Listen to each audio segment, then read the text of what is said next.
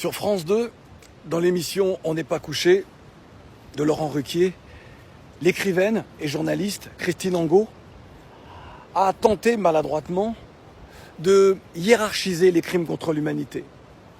Elle a rappelé le calvaire, ce qui a été perpétré contre le peuple juif, ce génocide. Et à juste titre, elle a dit qu'il y avait eu une tentative d'extermination. Là où elle s'est fourvoyée, c'est en osant faire une comparaison avec les peuples noirs déportés pour être esclaves. Elle nous a dit, avec l'approbation de Franz-Olivier Gisbert qui était à ses côtés, que les maîtres traitaient bien leurs esclaves. Ils les nourrissaient bien parce qu'ils avaient besoin d'eux pour bien travailler. Et que donc, elle aurait presque pu nous dire que les maîtres aimaient leurs esclaves. Il faut juste lui rappeler qu'il y a eu un certain code noir promulgué par Colbert. Et que ce code noir était censé améliorer le sort des esclaves. S'il y a eu ce code noir, ça veut bien dire que les esclaves étaient maltraités. Or, rassurons-nous, ce code noir n'était qu'un enfumage, puisqu'il n'a fait que chosifier, donc déshumaniser encore un petit peu plus les esclaves. Et puis, les maîtres ont continué à fouetter leurs esclaves, ont continué à les punir lorsqu'ils osaient s'évader en leur coupant le pied, en leur coupant la jambe, en leur coupant le sexe, en leur coupant les oreilles, le nez, la langue. Ces maîtres qui n'hésitaient pas à violer des jeunes filles à peine pubères pour se faire plaisir, ou qui offraient certaines de ces jeunes filles à leurs amis colons venus leur rendre visite. Christine Angot dit qu'il n'y a pas eu génocide. Alors elle ne connaît pas cette histoire. On estime à 10% la cargaison, et j'emploie le terme à dessein. 10% des esclaves arrivés dans les cales de bateaux mouraient en mer lors de cette grande et terrible traversée. Ils étaient jetés aux requins. L'espérance de vie d'un esclave sur une plantation n'excédait pas 7 ans. Le sort des esclaves de la maison n'était guère plus enviable.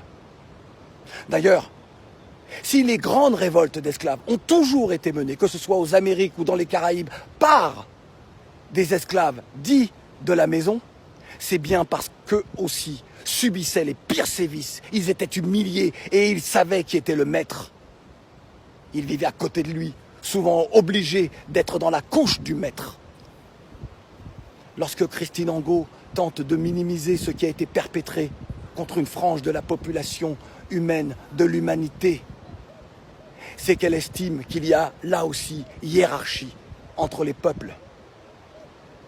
La France s'est dotée d'une loi qui reconnaît que l'esclavage et la traite négrière sont des crimes contre l'humanité.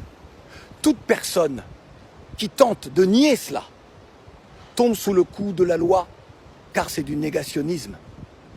Christine Angot, Franz-Olivier Gisbert et tous ceux qui ont acquiescé tombent sous le coup de cette loi.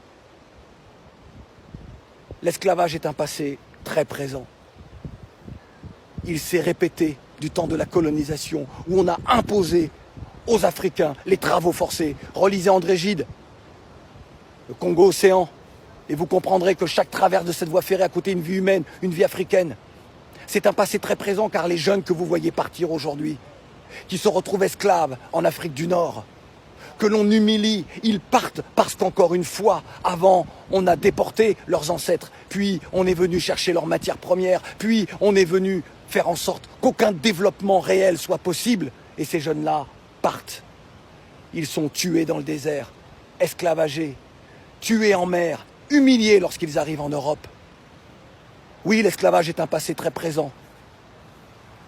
Et nous, descendants d'esclaves, qui appartenons à une seule humanité, il n'y a pas deux humanités. Lorsque mes amis arméniens me parlent du crime qui a été perpétré contre leurs ancêtres, à aucun moment je ne leur dis « mais ce qui a été commis contre les miens est bien plus grave ». Non, je les écoute et je m'associe à leur douleur. Regardez l'état de la France aujourd'hui. Ce racisme, ces discriminations répétées, cette violence permanente, sociale, physique. Vous êtes, vous, qui osaient parler dans les médias, les artisans de cela.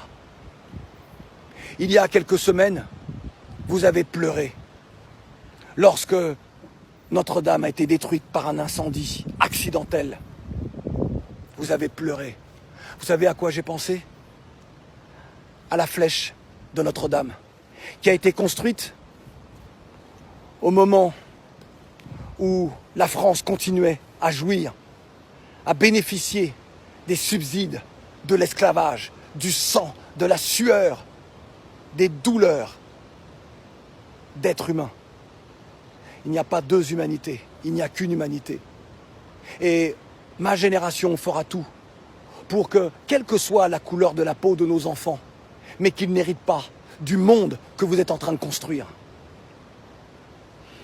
Vous êtes les héritiers de ces hommes qui pensaient, et c'est l'un de nos grands écrivains afro qui l'a traduit en une phrase. Il disait, pour les Occidentaux, le noir n'est pas un homme, c'est un homme noir. Mais nous, aujourd'hui, nous ne courberons plus jamais l'échine. Que ce soit en Afrique, dans les Amériques, dans les Caraïbes, en Amérique du Sud, dans les océans Indiens, dans l'océan Indien, pardon. Partout où les Noirs sont, ils subissent la relégation. Mais partout où ils sont aujourd'hui, ils se dressent, ils se lèvent. Et ils ne se reconnaissent pas dans une humanité séparée, mais dans une seule humanité. Lorsque la France a aboli l'esclavage, après le décret du 27 avril 1848, il a fallu qu'elle donne des noms à ces esclaves qui n'en avaient pas. Ils avaient des sobriquets. Certains de ces esclaves étaient tatoués, comme les Juifs que l'on envoyait dans les camps de concentration. Madame Angot, c'est cette comparaison-là que vous auriez pu faire.